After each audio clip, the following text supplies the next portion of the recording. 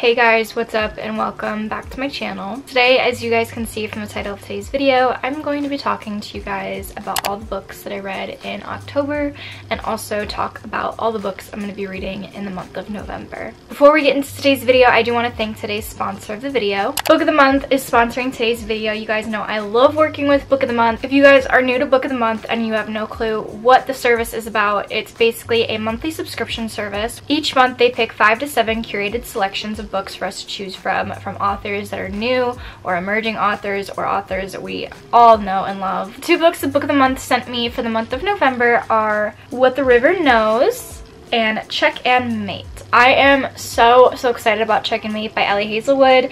Also, can we just talk about the cover of this? It's giving Lover from Taylor Swift. Not only does Book of the Month offer brand new hardcover books, but they also offer audiobooks now as well. So each month you guys get to pick either a hardcover book or an audiobook. You only get to pick one, but with your subscription service you get to pick either or, which is so awesome. Personally, one of my favorite things about the Book of the Month service is that, say one month you don't like any of the picks that are offered for that month, you are able to skip that month and they won't charge you, unlike other subscription box services where even if you don't use anything that month, they will still charge you for the service. For a limited time only, Book of the Month is offering the first users to get their first book for only $9.99 when you use the word GOBBLE at checkout. So if this sounds like something you guys are interested in, I highly suggest it for any readers out there and maybe want to expand their book taste a little more but don't know exactly where to start. Book of the Month is the perfect place to start. So if you guys are interested in signing up for Book of the Month, I will have all the information down in the description box below, or you can visit bookofthemonth.com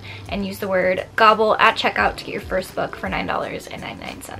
Thank you, Book of the Month, for sending me these books. I cannot wait to read them and review them for everybody. Without further ado, however, let's get on into today's video and talk about all the books that I read in the month of October. I'm not gonna lie, I am a little upset that October went by so fast because October is my favorite month out of the year. I love fall time. It's perfect weather, the leaves are falling, the colors are just gorgeous, and life just feels so good in October. But unfortunately, October has ended and November has come. So we need to talk about all the books that I read in October. I only read 2 books in October just because one of the books that I decided to read this past month was so gruesomely morbid that I was physically ill every time I would read it. So that is why I only read 2 books this past month, but I have quite an ambitious TBR for the month of November that I actually think I am gonna get through because a lot of these are all being filmed for videos, which will be very entertaining for you guys. The first book that I read for the month of October was The House Across the Lake by Riley Sager. This book I saw raved about literally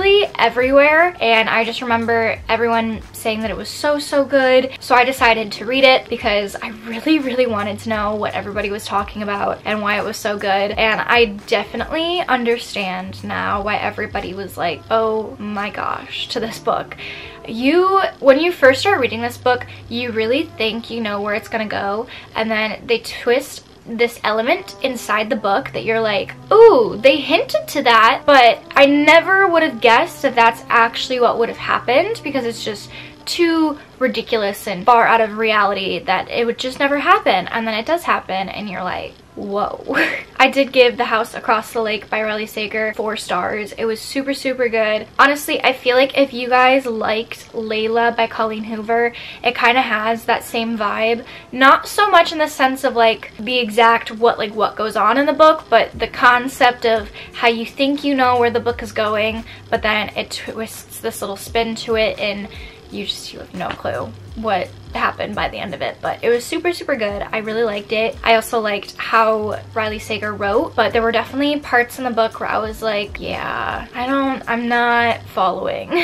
Moving on to the last book that I read for the month of October, the one that honestly was the reason I didn't read a ton this past month, American Psycho by Bret Easton Ellis. This book was so disturbingly disgusting on so many levels. The book just kept getting worse and worse and worse and worse. And what I mean by when I say the book just gets worse is obviously this book is about a serial killer and is about, you know, this man that goes around killing women and killing people in general. And I feel like every time we got to a murder scene in American Psycho, it just got more gruesome each and every time. Right when I thought that it couldn't get worse, it did. And by the end of it, I was like physically ill every time I would go to read this book. I had to take actual breaks while reading this book because it was just too much to stomach at some points, and I just needed a breather. I needed a breather, to be quite honest. It was so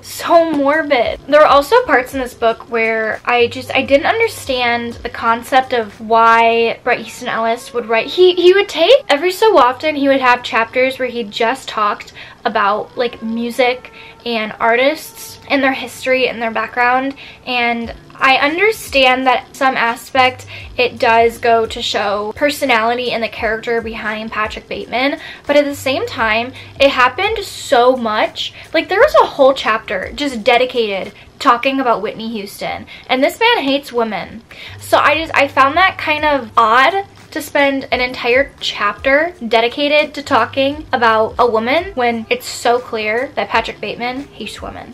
Like there were just bits and pieces in this book where honestly, no, I take it back, the whole thing, it made no sense. I watched the movie to American Psycho, and the movie and the book they're similar, and there's definitely scenes from the book that you see in the movie. Pretty much all the scenes that are in the movie are in the book, but not all of the scenes from the book are in the movie. There were only bits and pieces of the book that was put into the movie. The bad parts of the book never made it inside the movie. Like there were some murders towards the end that I was like, oh my god. And I thought the murders in the movies were bad. And they were, but nowhere near to as bad as the book is. The end of the book made absolutely no sense to me, and the end of the movie made no sense to me.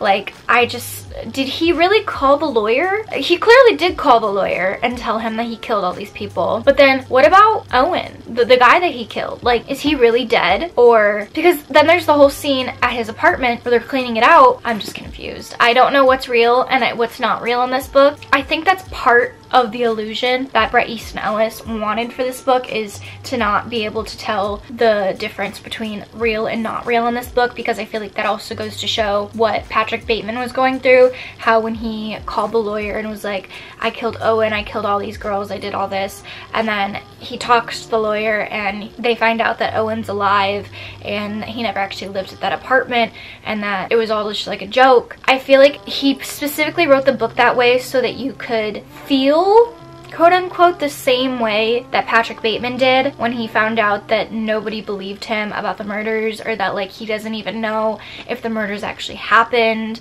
I think I'm making an educated guess here. I would love to debate and talk about theories about American Psycho, because this book, I'm still so confused by this book, to be quite honest, and I don't know how to feel about it. But I did give this book 3 stars. The reason I gave it 3 stars is because of the content inside the book. It is definitely very gruesome. Not for everybody to read. Like, I would only recommend this to some people.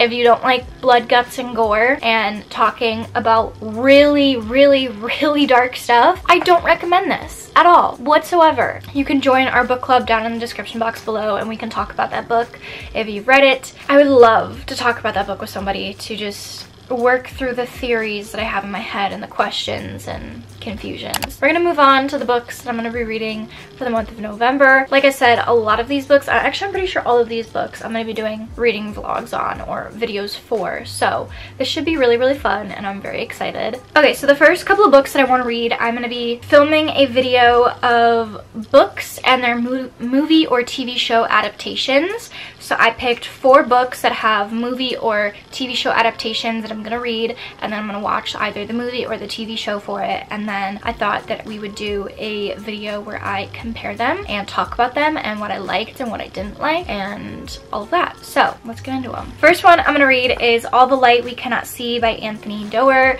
I just saw the trailer for this one on Netflix and I didn't even know that they were making a movie out of this on Netflix, but when I watched the trailer looked so amazing and so good, so I decided that it was time to finally read this book. I've had this book for a while, I feel like, and I just haven't gotten around to it, so I feel like now is the time to do so, and I'm pretty excited. It's pretty thick. I also really like the cover of it. It's very cool. The next book that I'm going to be reading for movie/book adaptation is The Hating Game by Sally Thorne. I know there is a movie out with Lucy Hale in it, and it's on Hulu, and I have not seen it. I have not even seen the trailer to it, actually. So I decided that it was officially time to read The Hating Game. I've had this book on my shelf for an insanely long time, so it's probably about time that I read this and get it off my shelf and give you guys my opinion on it. I feel like literally everybody has already read this and seen the movie and talked about it, and I'm way behind. So we're gonna finally do this, and hopefully it's good. The next book that I'm gonna be reading that is actually a TV show adaptation on Amazon Prime that I am so pumped for is Daisy Jones and the Six by Taylor Jenkins Reads. I have told myself I was gonna read this like months ago, probably like a year ago, and then I just never got around to it. But now that the TV show is out and I've been seeing, I keep getting videos on my TikTok For You page about the series, especially on the TV show series, and I feel kind of left out, so I want to read it and then watch it so that I can finally understand what everybody is talking about. And also, I just heard such amazing things about Daisy Jones and the Six and just Taylor Jenkins Reads books in general, so I feel like it's about time that I read one. I don't think I've read any of her books at all, actually. No, I haven't. I haven't read any of her books, so I figured this would be a really good introduction to get me into reading her book. The last book that I'm going to be reading for this movie/TV show adaptation is Black Cake by Charmaine Wilkerson. I just saw the preview for this. I think it's a movie on Hulu, and it looks so good to me, so I think it's finally time to read this. I got this about like a year ago from Book of the Month, and I just haven't read it yet, and I love the cover of it. It's so cool. I love when books do like graphic design covers. It just itches the right spot in my graphic design brain. It sounds interesting to me. If you guys haven't seen the trailer or know the synopsis of Black Cake, I highly recommend looking it up because it sounds really interesting to me, so maybe it'll be interesting to one of you guys. But yeah. The next stack of books I have sitting right here are actually going to be for a video where I finish pre-existing book series that I've already started but I haven't finished. I've already done a video like this on my channel before, but you guys really enjoyed it, so I figured that we would do a part 2 to finishing books from series that I've either started or I just haven't finished yet, or maybe I'm in the middle of. So let's get into it. The first book I'm going to read for this video is going to be Harry Potter and the Prisoner of Azkaban. I told myself I was going to read this like over the summer, and then I never did, never got around to it. But now that it's like Thanksgiving time, and I feel like Thanksgiving, Christmas time is the time frame that is just right for Harry Potter, but I'm also really nervous about it because as soon as I finish the third one, all I'm gonna have left in the series are the 4 massive books, and those kind of scare me, so I don't know. The next book I'm gonna read for the book series video is The Hand on the Wall by Maureen Johnson. This is the 3rd book in the Truly Devious series. I'm actually currently reading the 2nd one right now. By the time you guys see the November wrap up, I will have The Vanishing Stair and The Hand on the Wall to give a review of 4, so that'll be really fun. And I'm pretty sure there's either 4 or 5 books in the Truly Devious series, correct me if I'm wrong, but yeah, we're gonna read the 3rd one this month, and that'll be for this finishing book series video, so I'm excited for that. I don't have much to say about The Vanishing Stair thus far. I'm only 100 pages into it, and it's good so far. The only thing I'm kind of nervous about with the Truly Devious series is I was kind of let down by the ending of the 1st book in Truly Devious. I think I've talked about this before on my channel, but I felt like the 1st book in the series, we talked the whole entire time about who done it, and then at the end of the book, it had absolutely nothing to do with who had done it, and it was a completely different like side twist to the story that like it just didn't feel as important for it to be the ending of the book, so I was a little disappointed by that. But I'm hoping that the books get better the more we read them, and the more that they make sense and the more they connect, so I'm crossing my fingers, but we'll find out. The next book I'm gonna read in this book series video is going to be The Fever Code by James Dashner. Over the summer, I read The Kill Order by James Dashner, which was talking about how the flare had happened and how all the cranks came to be.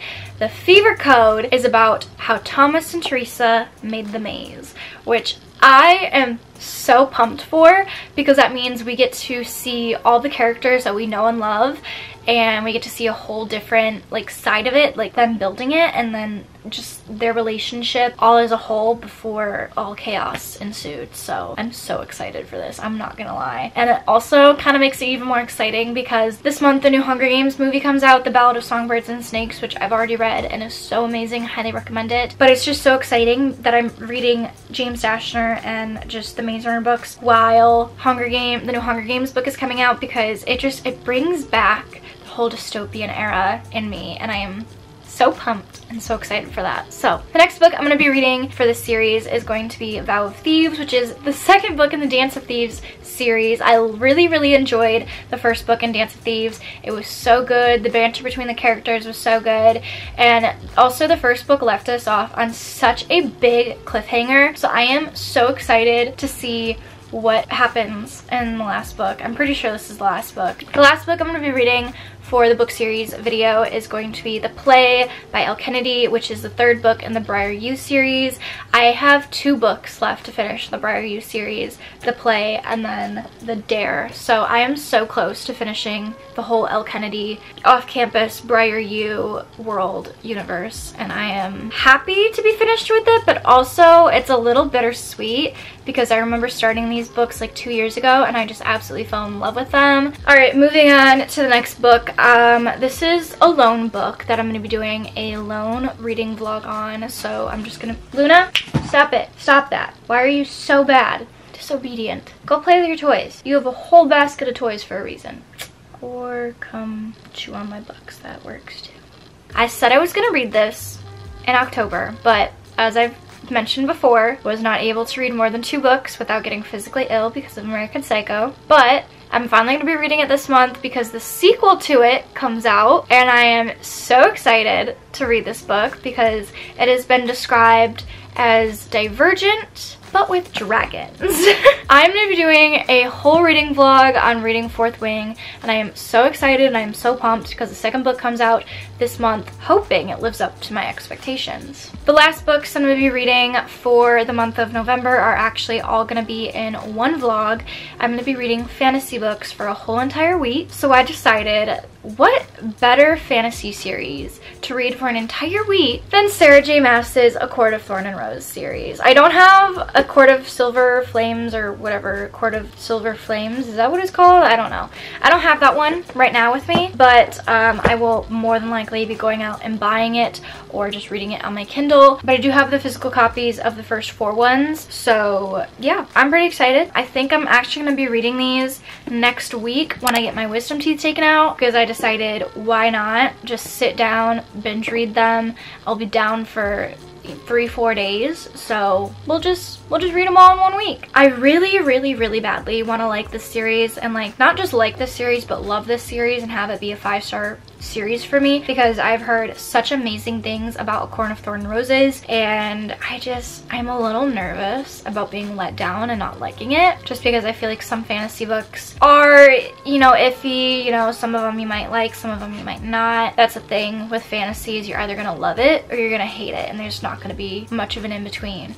So I'm really hoping it's going to be a love, because these are just raved about so much. Anyways, those are all the books that I'm going to be reading for the month of November, and those were all the books that I read for the month of October. I hope you guys enjoyed this video, and if you did, please be sure to give it a thumbs up and comment down below all the books that you're going to be reading for the month of November and your favorite book that you read in the month of October. Let me know in the comment section down below. Let's talk about it. But yeah, I love you guys all so much, and I will see you guys all in my next video. Bye guys. I used to take myself out on dates, open my own damn doors, pay for everything on my plate. Sometimes I'd even get the steak, cause I got it like that. Always had my own bag, never needed no man to rely on. Got 2 good shoulders to cry.